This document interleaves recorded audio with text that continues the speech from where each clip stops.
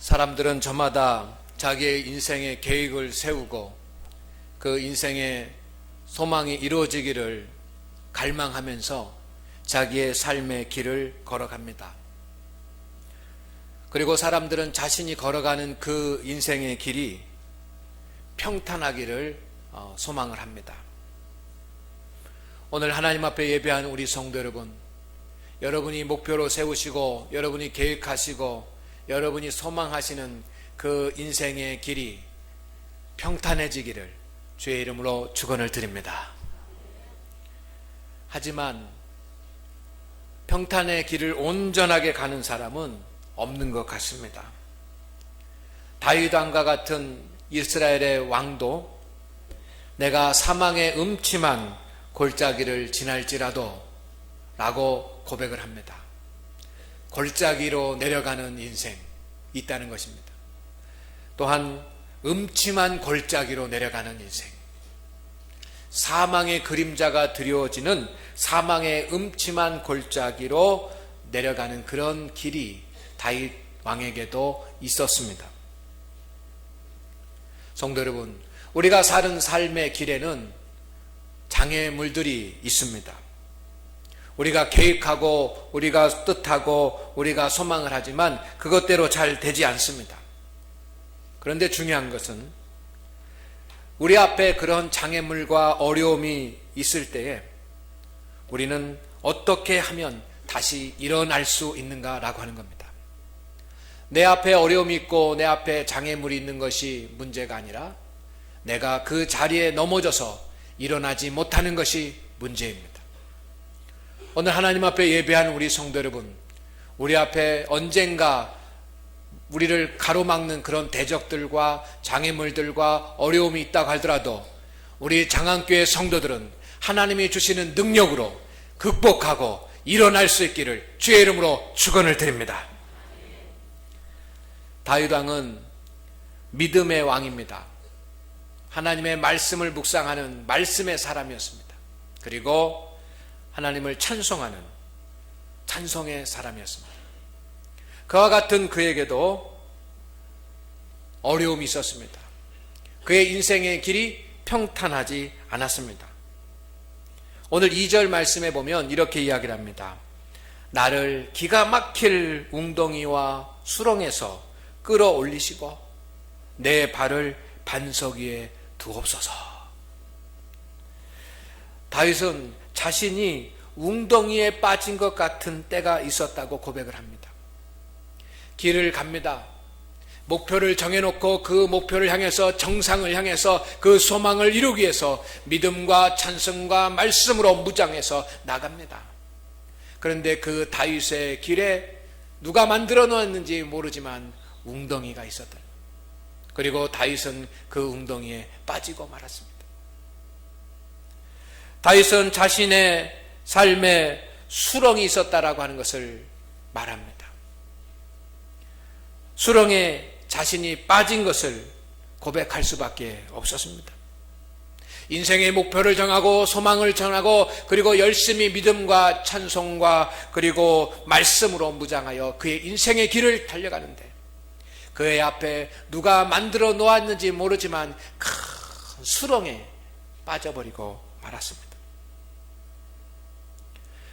여러분, 우리가 길을 가다가 이렇게 웅덩이에 빠지거나 또한 수렁에 빠진다고 한다면 얼마나 안타까운 일이 됩니까? 여러분이 목표를 정하고 소망을 가지고 믿음과 말씀과 그리고 다윗처럼 찬송으로 그렇게 그 소망과 목표를 이루기 위해서 앞으로 쫙 달려가는데 여러분 그 길을 가다가 웅덩이에 빠졌다고 한다면 어떻게 되겠습니까? 웅덩이에 빠지면 옷이 젖게 됩니다. 그리고 웅덩이에 빠지면 내가 목표하는 그런 지점에 가야지만 하는데 그 시간도 지체가 됩니다. 웅덩이에 빠진 내 모습을 보고 사람들이 비난하고 조롱하고 손가락질할지도 모릅니다. 웅덩이에 빠진 내 모습이 사람들에게 부끄러울지도 모릅니다. 어떻게 하면 계획된 일을 이루지 못할 것 같은 그런 절망의 마음이 들기도 할 것입니다. 웅덩이에 빠졌다고 한다면.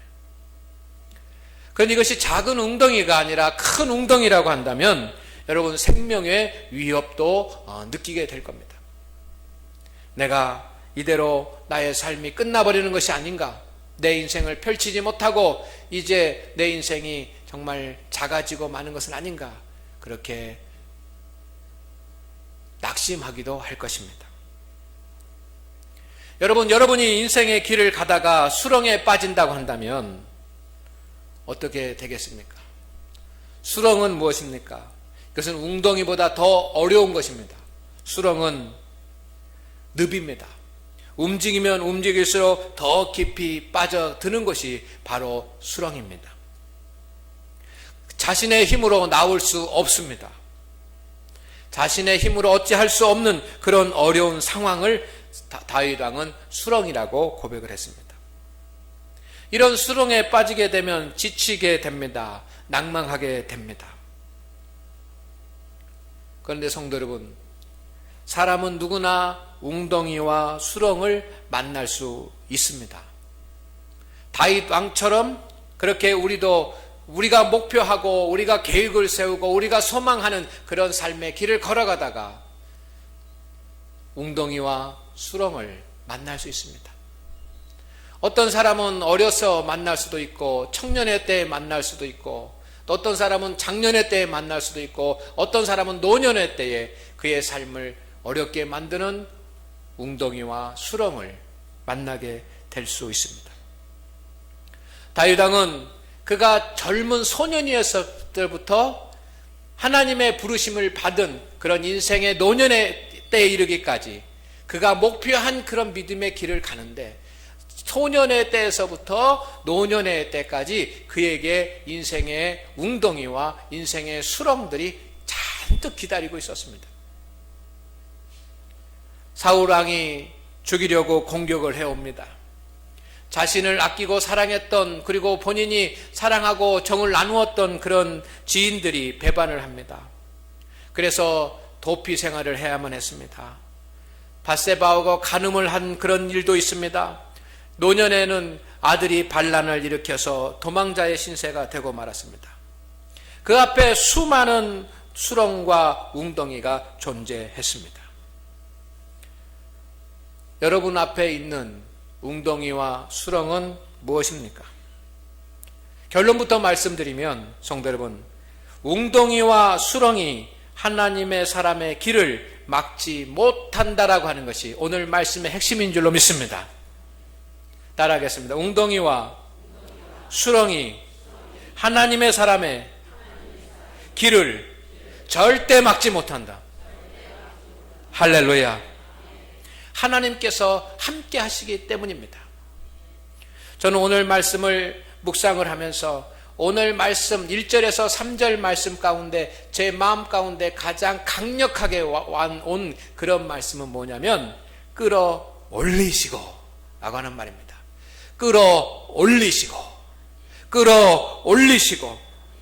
다윗 왕은 자신이 때로는 웅덩이에 빠지고 때로는 수렁에 빠졌지만 웅덩이에 빠지고 수렁에 빠졌을 때 그가 움직이지 못하고 움직이려고 하면 할수록 점점 더 깊은 곳으로 빠져가는 그러한 인생의 끝과 같은 그런 어려움을 만났을 때 전능하신 하나님께서 자신을 끌어올리시는 그런 경험을 했다라고 다윗은 고백합니다. 그래서 나를 기가 막힐 웅덩이와 수렁에서 끌어올리시고, 여러분 끌어올리신다라고 하는 말씀을 여러분이 묵상하고 우리의 마음 가운데 상상할 수 있기를 소망합니다. 다윗이 인생의 길을 가면서 웅덩이에 빠졌습니다. 인생의 밑바닥에서 절망하고 좌절하고 낙심합니다. 인생의 벽을 만난 것 같았습니다. 그때 하나님이 높은 보좌에서 하나님이 바라보고 계십니다. 그리고 끌어올리십니다. 이 끌어올리신다라고 하는 말은 어떤 말? 전능하신 하나님이 하늘에서 손을 쭉 내밀어서 이 웅덩이에 있는 다윗을 붙잡으시고 순식간에 들어 올리시는 것을 말합니다. 하나님은 전능하신 손을 펼치셔서 순식간에 우리를 건져내시는 능력의 하나님이신 것을 믿으시기를 주의 이름으로 축원을 드립니다. 하나님은 사랑하는 자를 웅덩이와 수렁에서 끌어올리십니다. 구원하십니다. 회복하십니다. 치유하십니다. 길을 만드십니다. 오늘 하나님 앞에 예배하는 우리 성도님들 가운데 염려와 근심의 마음으로 내 앞에 있는 웅덩이를 만났구나, 내가 수렁을 만났구나, 그런 염려와 근심 가운데 있는 성도 여러분, 전능하신 하나님께서 우리를 붙잡아서 그곳에서 끌어올리실 것을 기대하시기를 바랍니다. 그런 역사가 우리 가운데 일어날 것입니다. 왜냐하면 하나님이 함께하고 계시기 때문입니다. 하나님은 웅덩이와 수렁에서 우리를 끌어올리셔서 어디로 옮기십니까? 반석으로 옮기십니다. 나를 기가 막힐 웅덩이와 수렁에서 끌어올리시고 내 발을 반석 위에 두사. 웅덩이에 있었고 수렁에 있었지만 하나님께서 끌어올리셔서 그를 반석 위에 세워주셨습니다. 성경에 나오는 모든 인물들 보세요. 여러분, 그들 앞에 웅덩이가 생겼습니다. 그들 앞에 수렁이 있었습니다. 그때마다 하나님께서 그들을 끌어올리셔서 그들을 반석 위에 두신 줄로 믿습니다. 저와 여러분도 그렇게 할 것입니다. 저와 여러분의 자녀들도 그렇게 할 것입니다. 우리 모든 성도들을 하나님께서 그렇게 하실 줄로 믿습니다. 하나님께서 우리를 웅덩이와 수렁에서 끌어올리시기를 주의 이름으로 축원을 드립니다. 웅덩이에서 수렁에서 하나님께서 반석 위로 탁 올려놓으시면 어떻게 됩니까? 오늘 말씀해 보니까 세 가지 현상이 나타납니다. 첫째는 뭐냐면 걸음을 견고케 하신다고 그랬습니다. 할렐루야. 걸음을 견고케 하신다. 목표를 이루고 소망을 이루고 꿈을 이루는 그런 길이 있는데 그 인생의 길을 갑니다. 때로는 웅덩이에 빠지고 때로는 수렁에 빠질 수 있지만 하나님께서 그를 끌어올리셔서 반석 위에 세우시면 여러분, 그 반석 위에 하나님이 세워놓으신 그 다음부터는 길을 견고하게 갈 수 있는 줄로 믿습니다. 길이 열린다는 뜻입니다. 길이 만들어진다는 뜻입니다. 길이 크게 세워진다는 뜻입니다. 하나님이 그렇게 하실 것입니다. 그것을 믿습니다. 여러분, 두 번째로 보니까 하나님께서 반석 위에 세워놓으시면 새 찬송이 나오게 하시는 줄로 믿습니다. 오늘 말씀 가운데 새 노래로 곧 우리 하나님께 올릴 찬송을 내 입에 두셨으니 웅덩이에 있고 수렁에 있었을 때는 찬송이 없어지지만 하나님께서 끌어올리셔서 반석 위에 세우신 뒤에는 여러분 새 노래로 신령한 마음속 깊은 곳에 있는 마음의 중심의 찬송을 하나님께 드릴 수 있는 줄로 믿습니다. 세 번째, 하나님께서 웅덩이와 수렁에서 건져내셔서 반석 위에 세우시면 주위의 사람들이 하나님의 살아계심을 알게 되는 것입니다. 오늘 말씀에 이렇게 되어 있습니다. 많은 사람이 보고 두려워하여 여호와를 의지하리로다. 웅덩이와 수렁에서 끌어올리셔서 반석 위에 세워놓으시는 그 하나님의 역사를 보면서 믿지 않는 많은 사람들이 또 주위에 있는 사람들이 하나님을 두려워하게 되고 하나님을 의지하고 하나님을 믿게 되는 줄로 믿습니다. 오늘 말씀의 핵심은 내가 웅덩이에 빠지고 내가 때로는 수렁에 빠져서 길이 막힌 것처럼 더딘 것처럼 그렇게 생각되는 때가 올지 모르지만 그때 하나님께서 우리를 끌어올리셔서 반석 위에 세우시고 길을 견고하게 가게 하시며 영혼의 찬송을 부르게 하시고 내 주위에 있는 사람들이 하나님의 살아계심을 믿게 하는 그런 역사를 하나님께서 이루어 주신다는 것이 오늘 성경의 말씀입니다. 오늘 결론을 말씀드리려고 합니다.